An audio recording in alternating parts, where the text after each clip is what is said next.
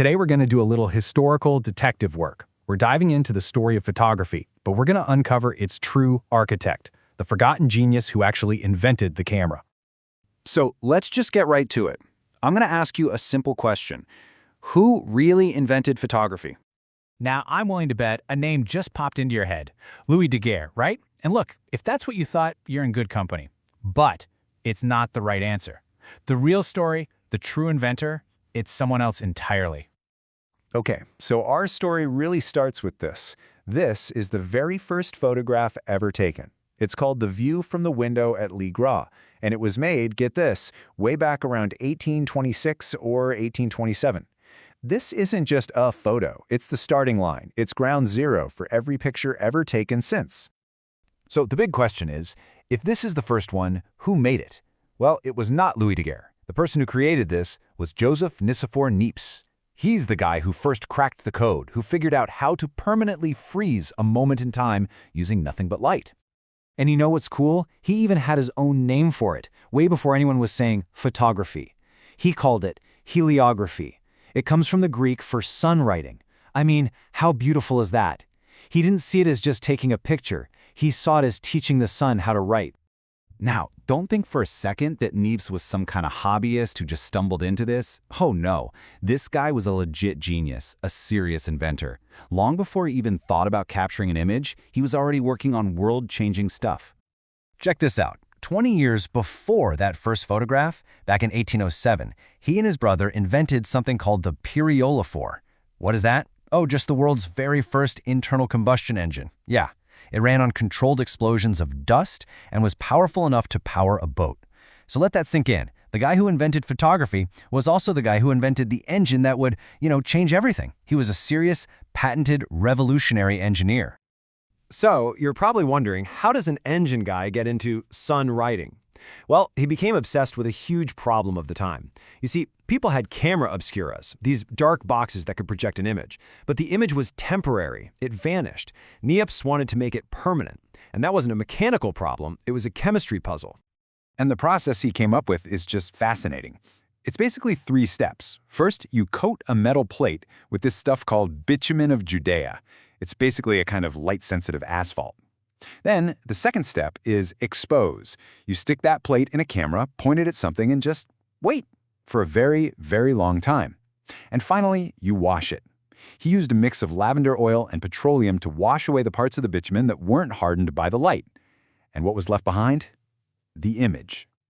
Okay, so I said he had to wait a very, very long time. How long are we talking about here? Hours? Nope. Modern scientists who studied that first photo think the exposure time was several days. Can you even imagine that? The level of patience, the commitment to see that through, it's just incredible. But that incredible slowness was a problem. Niépce knew he needed to speed things up, so he started looking for a partner. And this is where the story takes a sharp turn, a fateful one, and for Niépce's place in history, a fatal one.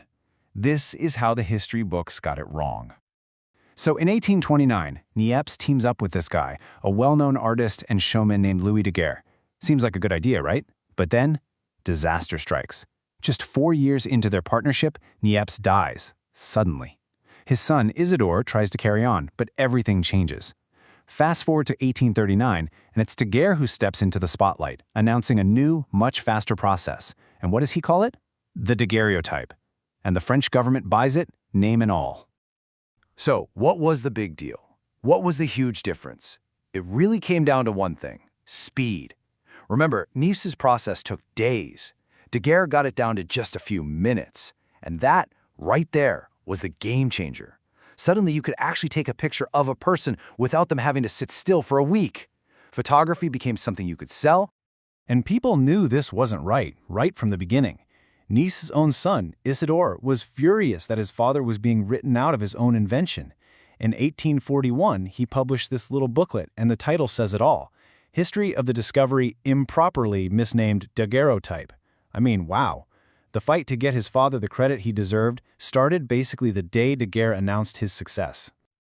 But here's the great part. The story isn't over.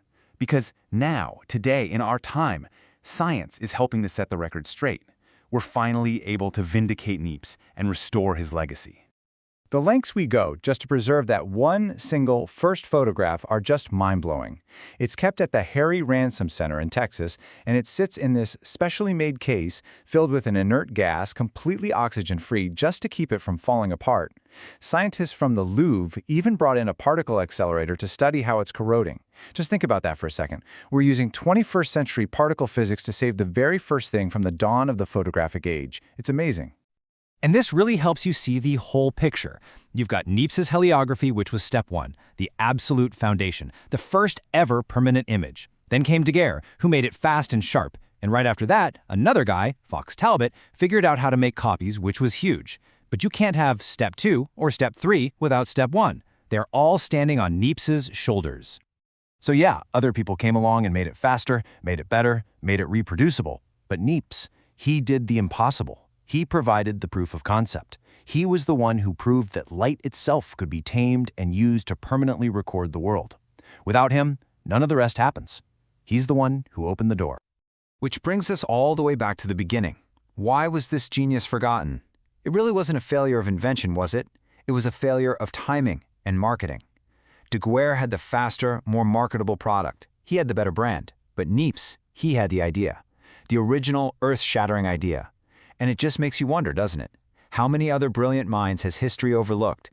Not because they weren't geniuses, but because they just had bad luck or bad timing.